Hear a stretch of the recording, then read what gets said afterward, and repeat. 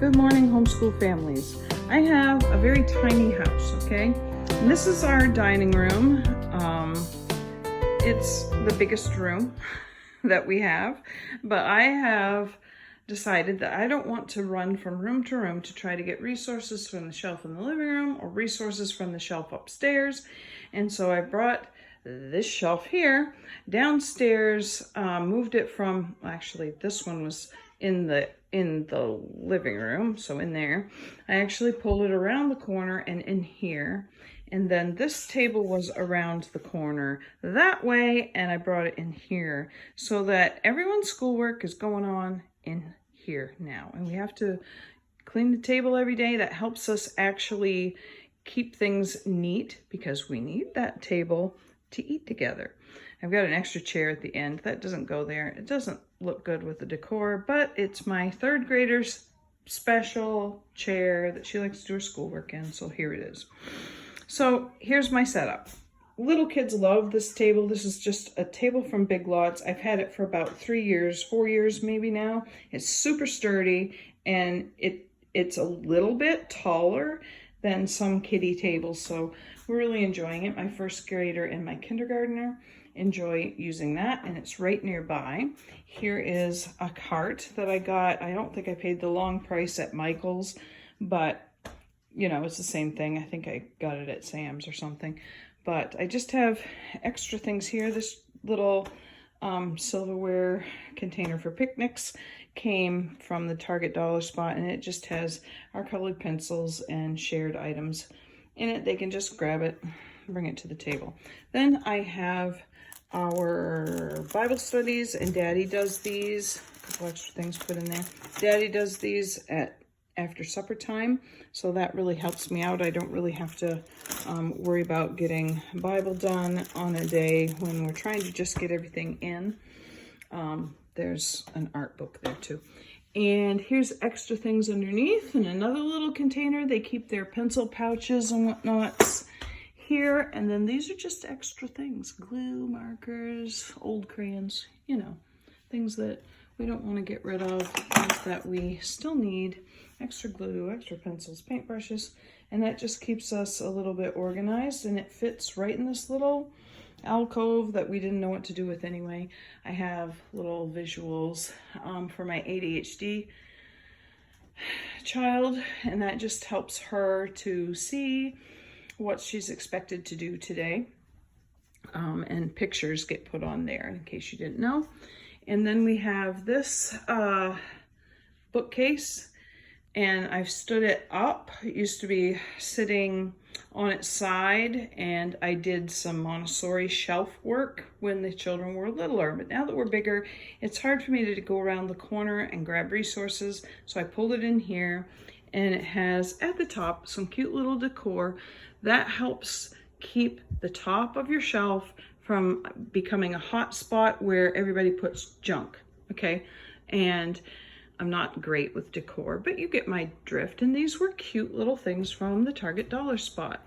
And the kids have a punch card for their schoolwork if they've done a good job. Once they get a certain amount of punches on their punch card, they get to go to the Busy Bee Hive and get a prize. Not sure what that is, so I've got that full of just some prizes and things. But I try to do a theme every year when we start. Last year I had owls. This year I've got busy bees. So we're busy bees this year, and that part just keeps that from being a hot spot, like I said. So then I have our together subjects here. I have a My Father's World set, and I've put all the read alouds and things like that here. These are extra readers for my first grader for her curriculum. This is for Mama, as it's labeled, and it's got my planner, and a couple of the things will end up going in there. I've got some portfolio things for keeping portfolios for my kiddos, and extra papers and things like that are there.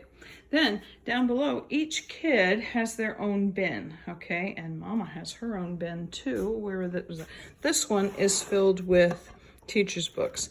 These I got some all about spelling. I've got some math with confidence, which are huge, and I've got some Bob Jones University Press teacher's books in there. So that's my bin. Then each child has their own. Let's see, this is my third graders. Second grader, she's just finished second grade.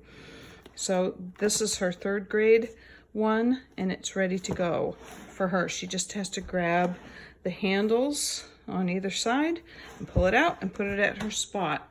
I've got one for my kindergartner with his little iPad, one for my first grader with her iPad and headphones that go with her stuff.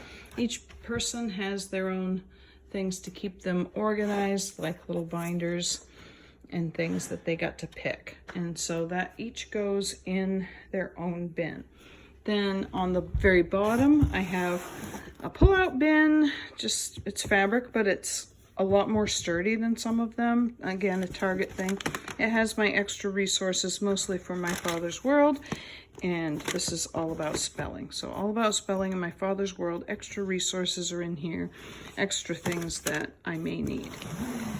And that just gets put in there and looks nice and neat. And then this is all math. So I have Math with Confidence. It's heavy with math manipulatives.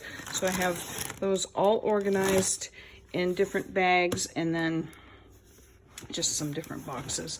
And then that gets put in there, and it can be nice and neat looking in the shelf. So yeah, that's my organization for this year. It's all at the ready.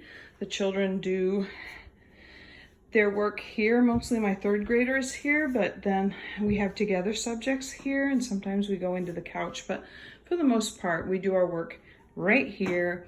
And then my little first grader likes to sit here. It's her own special place. She puts her iPad up and does her video lesson there. And I can set them up here. And then we just have to take it down every day after school, because then we need it for supper time and so on. So that's my setup in a very small house. Works great. Have a great year, everyone.